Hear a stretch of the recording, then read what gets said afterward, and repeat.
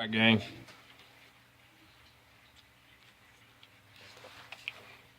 I was instructed that not every video has to be 2 minutes long or 3 minutes long.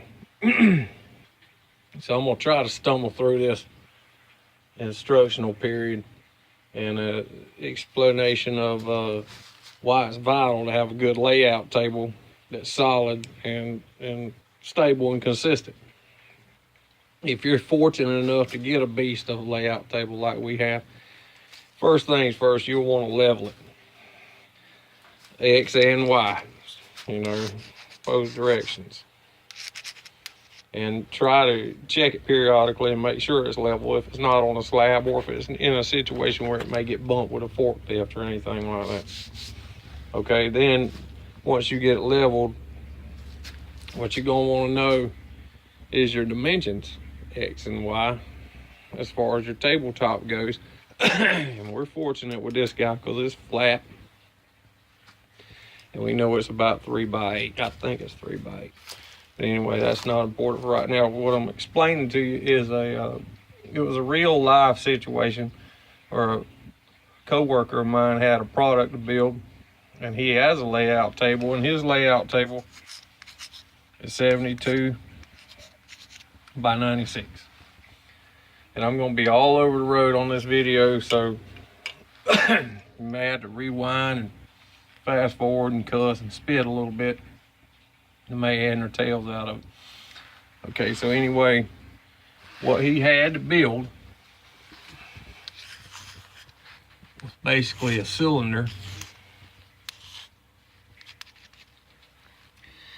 and it was 73 inches OD, and then it had a plumbing fitting coming out the side. I think it was an 8 or 10 inch spout, and it had a flange on it. So from the top, the pipe had a flange, and it had a 6-inch projection. From there, well, we did the math. They give you a number from the center line of the can to the face of the part, and it ended up, we did the math, it was 6 inches. That's 73 and a half, that's 36 and a half and 6, it was like 42 inches, whatever the hell. So, I mean, this is just hypothetical. You're never gonna build one of these anyway, but chances are slim. But what we did, and the inside of this can had a box. It was like an influent or effluent box, either way, I don't know. So looking at it from the side,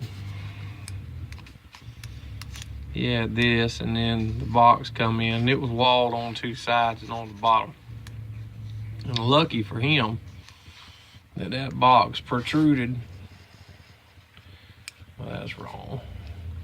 It come out and then finished flush with his OD, and then it had a little ear. See, it had a little ear on here, each side, a little corner. All right, but it was basically there. All right, so now back to it. Anyway,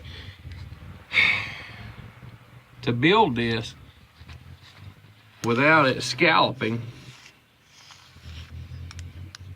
right where his box is and pipe combo, he takes his layout table. It's square, and that's 72. Okay, so he pulls a center line dimension, finds him an X, but instead of getting right in the middle, he knows his can is 73, so he needs it to hang over a little bit on the back. So that's going to be 1 inch plus. All right, so now he wants to be able to work the face of his part, and I'm gonna lose you or skip around here, so but don't worry about it. So he moves back 1 inch on his radius, and then he lays his radius marker out where it hangs off the back. There's around them, no damn Michelangelo. But anyway, he gets him a scribed circle on there that's 73 OD.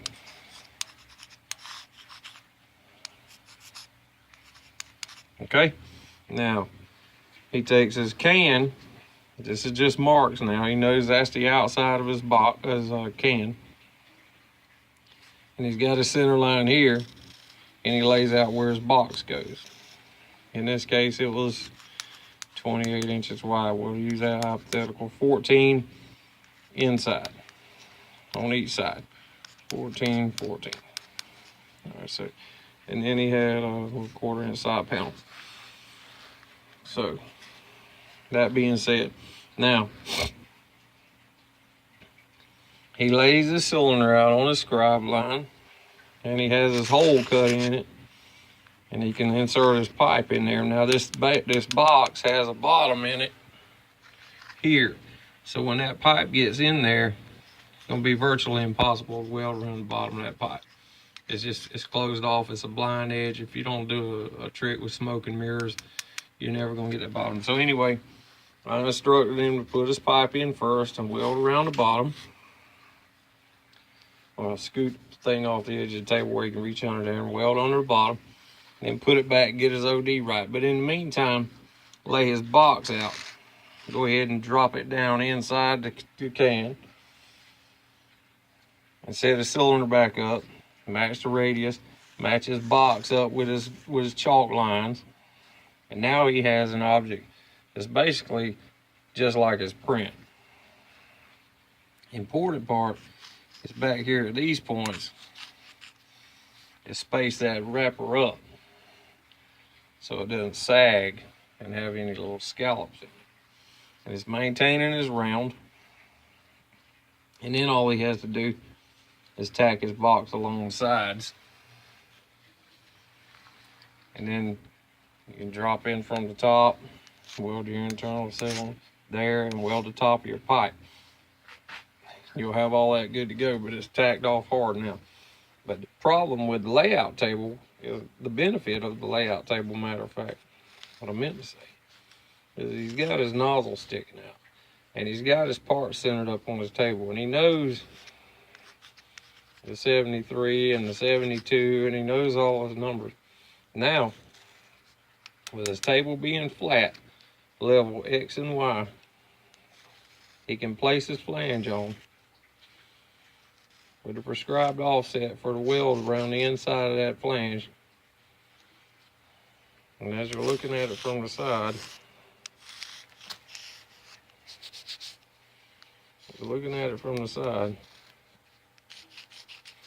he can now take a level, and measure back to the edge of his table, this space here, and that'll give him, he can set his projection on his nozzle off the edge of the can, off the edge of the table, and it'll be accurate.